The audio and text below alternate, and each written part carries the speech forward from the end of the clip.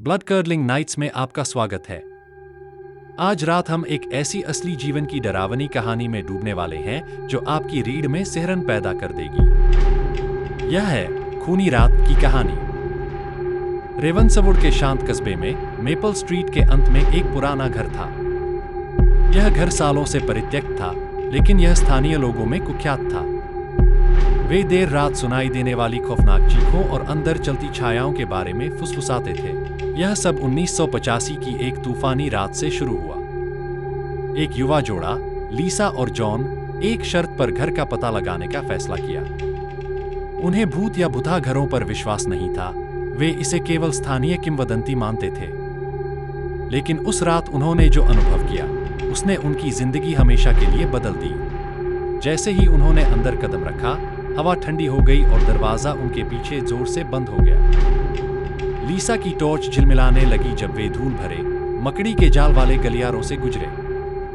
उन्होंने अजीब आवाजें सुनी, फुसफुसाहटें, कदमों की आहटें और फिर एक बच्चे के रोने की स्पष्ट आवाज। वे उस आवाज का पीछा करते हुए गलियारे के अंत में एक कमरे तक पहुंचे। अंदर उन्होंने एक धूल भरा पुराना पालना पाया, लेकिन कोई बच्चा नहीं था। अचानक दरवाजा चरमराया और उन्होंने देखा कि एक छायादार आकृति दरवाजे में खड़ी थी। उस आकृति की आंखें खोखली और मुस्कान मुड़ी हुई थी और वह धीरे धीरे उनकी ओर बढ़ने लगी। डर से भरकर वे भागने की कोशिश करने लगे, लेकिन घर जीवंत हो गया, उन्हें अंदर फंसा लिया।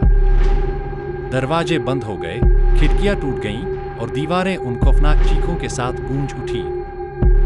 उन्होंने अपने कंधों पर एक बर्फीली पकड़ महसूस की, जैसे घर ही उन्हें बंधक बना रहा हो। अंत में उन्होंने एक खिड़की तोड़कर घर से भागने में कामयाबी हासिल की। जितनी तेजी से हो सकता था उतनी तेजी से भागे।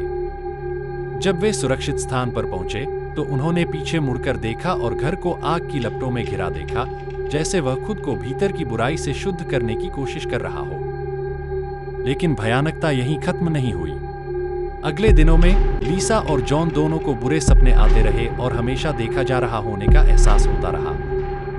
उन्होंने स्थानीय पादरी से मदद मांगी, जिसने खुलासा किया कि यह घर शापित भूमि पर बना था और वहां कई दुखद घटनाएं घटी थीं, जिससे बेचैन आत्माएं छूट गई थीं। आज तक वह भूमि परित्यक्त है और कस्बे के लोग इससे दूरी बनाकर रखते हैं। वे कहते हैं कि तूफानी रातों में आप अभी भी उन खूनी चीखों को सुन सकते हैं।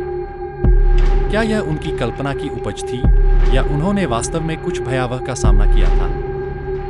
हम कभी नहीं जान पाएंगे।